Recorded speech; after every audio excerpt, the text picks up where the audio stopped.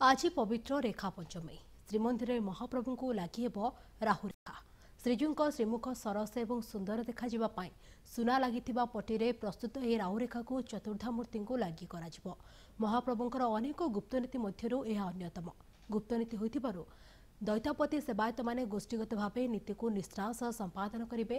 प्रथमे भोगमंडप सरवा परे राहु रेखा लगी नीति आरंभ हो। यह एक गुप्तनीति होइथिबारु श्रीमंदिर प्रशासन सूचना अनुसार आज अपराह्न 2टारू सर्वसाधारण दर्शन बंद रहिबो। तेबे स्नान पूर्णिमा दिन 108 गरा जल स्नान करी थंडा ज्वर पीड़ित होगा परे श्रीजीव श्रीमुखरू राहु रेखा को काढ़ी दि जाइथिला। तेबे पुनर्बार आज देउलकरण तढ़ौकरण भंडार मेकापंक उपस्थित भंडारखरू राहु रेखा को कढ़ा। प्रथमे भोगमंडप सरवा परे पुष्पालक सेवायत मईलम करने सह महाजन सेवायत माने भूदेवी और श्रीदेवी को खटसेज घरे विराजमान कराइबे। यापर पतित महापात्र सेवायत यही राहु रेखा को संस्कार कर सारिबा परे चारि बाड़र बड़ग्राही ओसु और कना द्वारा चतुर्धामूर्ति श्रीमुखरे राहु रेखा को लगी कराइबे। अधिक सूचना देवाई आम सह फोन लाइन अच्छा आम पुरी प्रतिनिधि रंजित मिश्रा। रंजित, आज हूँ पवित्र रेखा पंचमी, आज श्रीमंदिर में महाप्रभु को लगी हे राहु रेखा, कौन सब नीतिकांति हम पूरा विस्तृत भाव में जानवा चाहबू? हाँ संगीता, आज जो दिनटी बहुत महत्व रही दिनटी आज जो रेखा पंचमी को नहीं जो श्रीमंदिर स्वतंत्र नीतिकांति रही तेणु श्रीमंदिर रीतिनीति दृष्टि रेखा पंचमी आम विशेष गुरुत्व रही कारण जो महाप्रभु जो स्नान पूर्णिमा जो जाता स्नान बेदी को जाता सेठारू फेरवा बेले जो पहुड़ी आसता जो अंश पिंधिकी जेहेतु से ज्वर होता है से ज्वर होगा समय महाप्रभु से जो पिंधि था राहु रेखा से राहु रेखा टी काढ़ी दि जाए एवं आज से ही दिन जो राहु रेखा महाप्रभु को काढ़ी दि जाए आज ही महाप्रभु को से दिन आज दिन ही लगी कराए। तेणु ये जो राहु रेखा काढ़ी पुणी से श्रीमुख मंडल आज कराए जो कि कराए।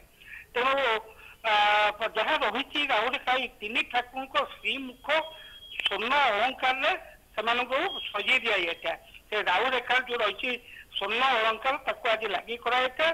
सुना पातियार जो धार भाई सुना अलंकार तीन ठाकुर मुहर आज लगी हुए और मुह चारिपटे जो रही बासुंगा पाटर बुणाट है स्वतंत्र पद्धति जो शुद्ध स्वयं द्वारा जो प्रस्तुत होता है ओसु द्वारा आज राहु रेखा चतुर्धा मूर्ति कपाल मध्य भागे लगाई है। तेणु ये जो रही जो किंवदंती रही राहु रेखा कौन भाई राहु रेखा महाप्रभु कहीं परिधान करता जहाँ लोक कथा रही राहु महाग्रहर कुदृष्टि रक्षा पाइबापी महाप्रभु स्वर्ण अलंकार परिधान करते।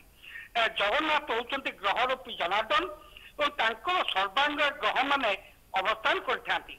तो महाप्रभु से अधिपति से ही लोक कथा अनुजाई दारू विग्रह रूप में आविर्भूत हो से मनुष्य पर लीला करते। तो से विभिन्न बाईरे से ही बाईर ग्रह रूप रंगर परिधान करते।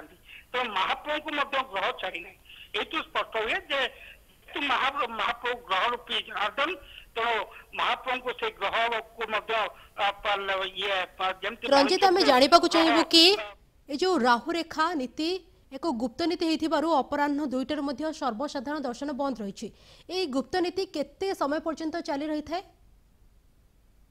गुप्त नीति प्राय 4 घंटा रू 5 घंटा चालू रही है एवं खाली जो गुप्त नीति एटा केवल दैतापति सेवायत मान द्वारा आज होता है और ये नीति सरला महाप्रभु महास्नान महास्नान कर पुनर्बार सर्वसाधारण दर्शन आरंभ होता है प्रति वर्ष किंतु जेहेतु चलित वर्ष कोरोना कटकणा दर्शन सकाल 7टारू संध्या 7टा पर्यंत तेणु आज निश्चित भाव कहीपर आज संध्या 7टा पर दर्शन करहब नहीं।